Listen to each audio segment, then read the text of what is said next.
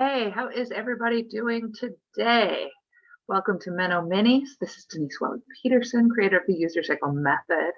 And the last few weeks, we have been talking about exercise and what type of exercise to do each week of your hormone cycle, whether you are perimenopausal, menopausal, or postmenopausal.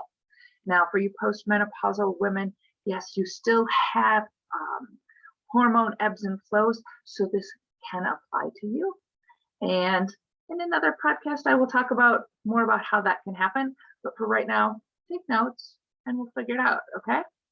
So we are going to talk about week 2 exercises. So week 2 is the follicular phase. So it's after your period and it's right up to ovulation, right? So roughly days 8 to 14, 8 to 15.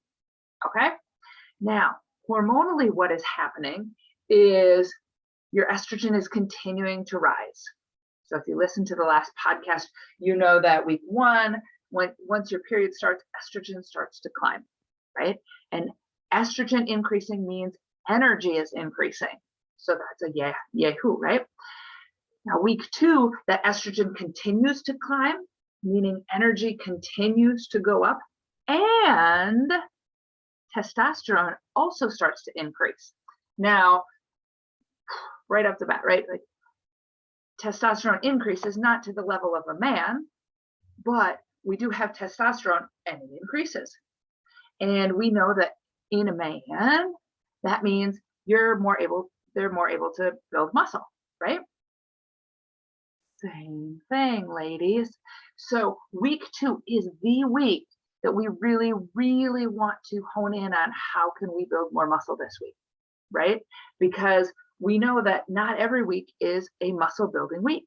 Some weeks are a massage week, but week 2, on your way up to ovulation, while your estrogen and your testosterone are high at their highest throughout the month, this is when we want to layer in the muscles, right? So how do we do that? We lift heavy things. Okay, so let's define heavy things and lifting to failure. Okay, so maybe your purse is heavy and your spouse or partner tells you all the time, but is it so heavy you have to set it down? Maybe your small child is heavy, but is it so heavy you have to set them down? Maybe your groceries are heavy, but do you have to set them down? Like, do you drop them, right? So when we're going to the gym, we want to lift something so heavy that we fail. Failure is your friend in the gym. And what does that mean? We want to make sure that it's not our mind failing, that it's not our mind saying that we can't do it. We want to make sure it's truly the muscle. Okay. So fun, quick story on how you figure out if you are physically failing or mentally failing. Okay. Back when I was working in the gym and I was doing hormone boot camp in person, I had a woman want to sign up and I was asking her, like what kind of weights do you lift, right? And, I said, I showed her the move I wanted her to do. And she said, oh, I don't know, maybe 15, maybe 20. She just really wasn't sure, right? So I took her back to the gym and I said, now I'm going to count while you sing the alphabet. And this is what I want you to do. And I showed her, we were doing single arm rows, okay? Right? So we were pulling, pull. So she grabbed the weight she thought would be something she would fail at. And okay, so knowing it's a single arm row, that's a very big muscle. Your back is a big muscle, right? So I expected a big weight. Well, in her mind, and as in most women's mind, big is a 15-pound dumbbell, right? Because back when we were growing up and Jane Fonda and Tammy Lee Webb were showing us the big weights, right? It was maybe a 15-pound dumbbell. So she grabbed the 15. I said, you start singing. Do not even focus on the counting. I'm going to count. When she got to 10 and she was still whipping them out, I'm like, stop, go pick 10 pounds heavier. She looked at me, but she went and did it. And I said, start singing again. I started counting. She got to 10. She's still no sign of stopping. I'm like, stop, go get 10 pounds more. And she looked at me. Eyes got a little bit bigger, but she started, I said, start singing. I count, you sing. And we got to 10. I'm like, this is ridiculous. So I went and got her a weight 20 pounds heavier. And she failed, right? Now, failure meant she couldn't do it again. And that's what we're looking for. So it might take a little bit of trial and error if you haven't been in the gym a long time, or if you've always kind of been in the 5-pound club. So don't be afraid of the big weights, right? The big girl weights are there for you to use them. Don't be afraid of intimidating the men around you. Just do it. It's pretty cool, right? Okay, so heavy stuff. But how heavy? You know, I talked about with this gal, I had her do 10 reps of stuff. I actually don't want you to be able to get 10. When we are in this muscle building phase, I want you to do 4 to 8 repetitions. That's it. If you can get 9 repetitions, that weight wasn't heavy enough. I don't want you to be able to get 9, right? Muscle growth happens when you lift something that's too heavy for you. Okay? Because if you stick with that 10, 15, 20-pound weight on a big muscle group, your body doesn't have to grow more muscle. It can already do that. You're just reminding it can do that. Okay? So you need to lift something so heavy that you fail.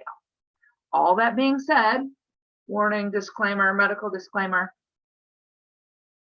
if you're doing something over your face and afraid you might drop it, stop. Or get yourself a spotter, someone who knows what they're doing, because I don't want you breaking your face. I don't want you breaking anything, okay?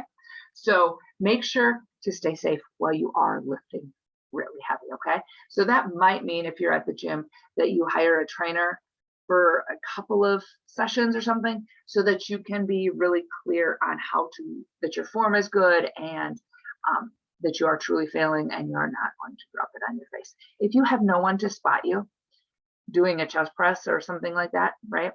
So this week I was in the gym and I wanted to go heavier on my chest press, but there was no one there. I work out at one of those gyms where, you can go in anytime and there's often not anyone there. Then I would recommend going just a hair lighter, or if you're going to go just as heavy, stop before you actually fail. But like if you're getting 9 or 10 or whatever, that's not what we're going for, okay? So, or the other caveat to that is a month ago when I was doing this workout, there were people there and, I kind of looked around and I was watching what they were lifting to, one, make sure they would be able to lift and get it off my face if I was failing, right? And then I made sure to ask them if they, be polite about it, wait till they're done. Don't ask them in the middle of a set. Hey, do you have time to spot me? You want to be able to say, I'm going to lift 35-pound dumbbells in a chest press. I'm going for failure that should happen around 6, 7, or 8, right? Because ideally this is on your 3rd set. Tell them if you want help to get it up for that last time or not, and make sure they know what they're doing, right? Because a lot of people will be like, yeah, sure, I'll spot you. And they stand there and they're kind of looking around like their hands are not on you. For example, for a chest press, I usually would grab people around the wrist, because the closer you, the spotter, are to the weight, the dumbbell in the hand, the more likely you are to not let the person drop it on their face, right? So if they're just standing there with their phone in their hand, they are not going to save you. They might be there to call 911, but they're not there to keep the weight off your face. If they are just holding you at the elbows, say for a chest press, if you're really lucky, they're very fast and can react very fast and try to push it away from you, but they probably may or may not save your face, right? So you want them to be grabbing your wrist. If you are unclear about whether or not they can help you, go find a personal trainer or someone else to help you, okay? And just FYI, the strongest person in the gym might not be the guy next to you. That's why I was paying attention and starting to watch, as I knew I was going to want help, to who was lifting closest to what I was lifting or more, right? You want someone strong. You don't want someone there on their first week, okay? So that's my big long medical disclaimer, because I don't want you to get hurt. Okay. So we talked about, we want to make sure that when you hit failure, it is your muscle failing, not your mind. Because a lot of times, again, we as women watched all those videos, we're going to get 10 to 15 reps, 10 to 15 reps, 10 to 15 reps, 10 to 15 reps. And then a lot of women I watch and at 15 or 10 or whatever their number is, 10, 12, 15, they're like, that's all I can do. And I was watching them going, I don't think so. I think you can lift a little bit more, right? And that's just something that comes with practice on the trainer side. And as you, the lifter side, you know, are you actually failing? Or has your mind said, well, I did 12. We're going for the big weights, guys. Okay. So make sure it is your muscle that failed. Also, have you ever been at the gym and you see somebody, male or female, lifting something that looks heavy or not, and then they're done and they sit down and they whip their phone out and they sit, maybe they even set a timer, or they look at the clock and they're looking for that 90 seconds or 60-second rest break. But they are not breathing heavy, they are not sweating, they're just sitting there playing on their phone. I got to tell you, they don't need the break. So here's the deal. On week 2, when you have tons of energy and tons of testosterone, I want you to need the break. The weight should be so heavy, you're actually breathing like you just ran a marathon. Okay? You honestly, like for real, not like your mind fails, right? But you're breathing so heavy, you need the break. You know that if you were to pick that weight up again, you'd drop it on your foot. Okay? So you need the break. Again, when I first started teaching hormone boot camp in the gym, I'd have a lot of women going, well, you know, as we started out, we'd start out, you know, on the first of the program, right? And they'd be like, well, Denise, it doesn't take us a half hour, you know? And I'm like, well, it will, you know, in a month or 2 months, we'll actually be lifting so heavy that you'll need the break and you will end up having to stop at the 30-minute mark. Okay. So it will come as the weights get heavier, the heavy breathing will come, the need for the rest break will come. Okay. Take as much rest as you need. If that's 30 seconds, take 30 seconds. If it's 90, take 90. If it's 75, take 75, 73, whatever it takes. Rest completely before you start the next set of whatever you're doing. Okay. Now I just mentioned that 30-minute mark. So side note, kind of true all month long, but side note, your workout, you need to be very focused. You need to be in and out of that gym in 30 minutes or less. Okay. And here's the hormone response for it. When you go in and work out, when you work out heavy or very, very fast, but that's a podcast for another day, your testosterone and your growth hormone increase. And we want testosterone and growth hormone to increase because those are fat burning hormones. However, along with those two, cortisol also increases. I mean, there's no way around it, right? You're creating physical stress, so cortisol is increasing. However, up until about the 30-minute mark, testosterone and growth hormone outpace the cortisol. So you're getting more benefit from the growth hormone and the testosterone than from the increased cortisol, right? But after 30 minutes, about, cortisol overtakes it and you start undoing all the good you've done. So I always say, pretend there's a bomb in your car and it's going to go off if your butt's not back in the seat 30 minutes out in your car. Okay. That's get your warm up on, get your workout done, get back out in your car. Okay. You have 30 minutes. Whether you are done with the workout you have on the piece of paper or not, you are done. Okay. So, well, yes, take your 92-second break if you need a 92-second break. Know that if that means you only get 3 rounds in or 3.5 rounds in, that's okay. That's okay. Because once cortisol enters into that mix and takes over the growth hormone and testosterone, you go back into fat storage mode. Okay. So really important to be done in 30 minutes. All right. I want to quickly wrap this up. You know, I like to keep them short. So what do I do for my heavy lifting workouts? A leg move, a chest move, a back move, a beauty move, right? So legs, squats, lunges, whatever. Back, deadlifts, lat pull downs, rows, chest, push-ups, chest press, whatever, all the variations. Beauty part. A beauty part is whatever part you want to work on, right? Maybe it's the back of your arms, your triceps. Maybe it's your butt. Maybe it's your calves. Maybe it's your forearms. I don't care.